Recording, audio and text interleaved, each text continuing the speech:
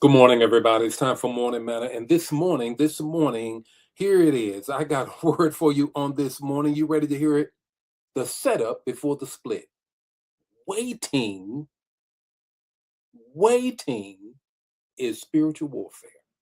Why don't you wait for it? Wait for it. Wait for it. Waiting is spiritual warfare.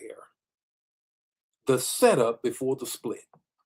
That's what we're talking about this morning. I cannot wait to impart this word in you right now.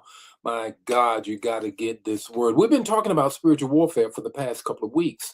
And this morning, I really want to lean into this whole thing, this whole business of waiting. I don't know about you.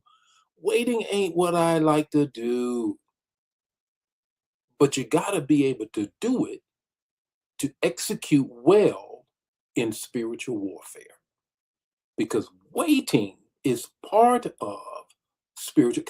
Did you hear me? Waiting and how to wait is part of spiritual warfare. Wait for it. The setup before the split is part of spiritual warfare. I got this word for you. I want you to hang in there. You need to start sharing right now because this thing that God has imparted to me is so good. It's so good. You got to get it. Here we go. Let's just get to this because I need you to get this word right now. Good morning and welcome to Morning Manna, where in 5 minutes or less you're going to get an impartation with the text, the talk, and the takeaway. Join the Morning Manna fam every weekday morning at 8 o'clock Central Standard Time. Don't forget to put in the chat the revelation that you get and share the manna. Now, let's get ready to have some manna so you can make it through your day. The setup before the split. Wait for it because here it is. Spiritual warfare is knowing how to wait. Spiritual warfare is knowing how to wait. Let me give you the text to talk to take away 5 minutes or less. I need you to share this word right now. We're talking about spiritual warfare. Let's lean into this. Here is the text, Exodus 14:13 through 14. The old King James is the tape that I want you to hear. Fear ye not, stand still and see the salvation of the Lord, which he will show you today. The Lord shall fight for you, and you shall hold your peace. Look at this backup verse. And the Lord said unto Moses, speak to the children of Israel. Now, I want you to get it. You already know the context, but let me remind you. Let's hear it again for the very first time. Here they are. They've just gone through 10 plagues, right? Okay, from gnats to frogs to blood in the river to the firstborn dying. Now they've made the move. Okay, don't get ahead of me. Walk with me through this. Everything is good, but they hear the hoofs of the horses and the wheels of the chariots. The snap of the whips over the horses reminds them of the snap of the whips on their backs. And what now should they do? Let's move. Let's go. But in front of us is the Red Sea. The Hebrew is called the Dead End or the Dead Sea. Don't you know this is spiritual warfare, physical warfare, emotional warfare? This is warfare. And what does Moses say? Stand still?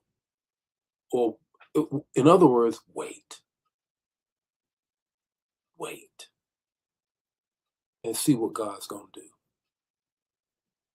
I don't know about you. I ain't always good at that. If you are, more power to you. Put something in the chat. Help all of us. But I got 3 things that I think that will bless you and help you, all of us, that we might be able to go into spiritual warfare with our dukes up, ready to wait. Number 1 is this: wait without panicking. The presence of pressure does not mean the absence of God. The presence of pressure does not mean the absence of God. I often tell young ministers when I'm teaching them about homiletics or the art of preaching, just because you're nervous does not mean you don't know what you're talking about or God didn't tell you this. It's a human reaction to the condition and the context that you're in. Don't panic.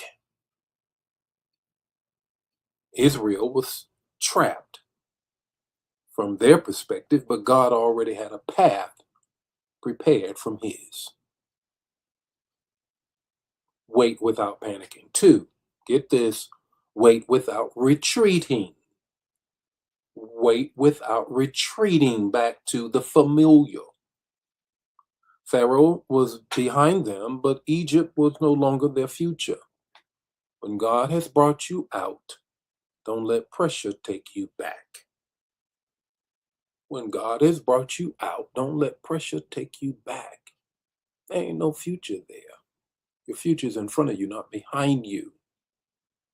Don't you panic. Don't you retreat. Wait for it. Here we go. Number three, wait until God says move. Ooh, the hard part. Wait until God says move. He told him to wait, but following that command was move forward. Now, moving forward looked impossible, but that's what he said. But you got to wait. First, God said, stand still. Then God said, go forward. Spiritual maturity and spiritual warfare is knowing the difference. Moving too soon is just as dangerous as refusing to move at all. Timing is everything, and an ear to hear, a spirit to receive. Try the spirits by the spirits and understand what is God saying. I hope you're getting this. I feel God right now. Here it is. Here's your takeaway. Here's your takeaway. Before I give you the takeaway, let me just summarize real quick. Wait without panicking. Wait without retreating. Wait until God says move. Because here you are. You're set up for the split. Now you got to wait for it. Here's your takeaway this morning on this Friday morning. Take this to the weekend and to the word on this Sunday. Waiting is not doing nothing. Waiting is refusing to let fear make your decision. Waiting is not doing nothing.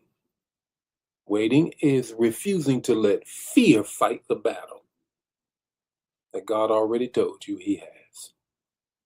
The Lord be with you today. May his face shine upon you. Give you peace. If this bless you, bless somebody else. Don't keep it to yourself. I'll see you Monday with more Morning Manna. God bless you.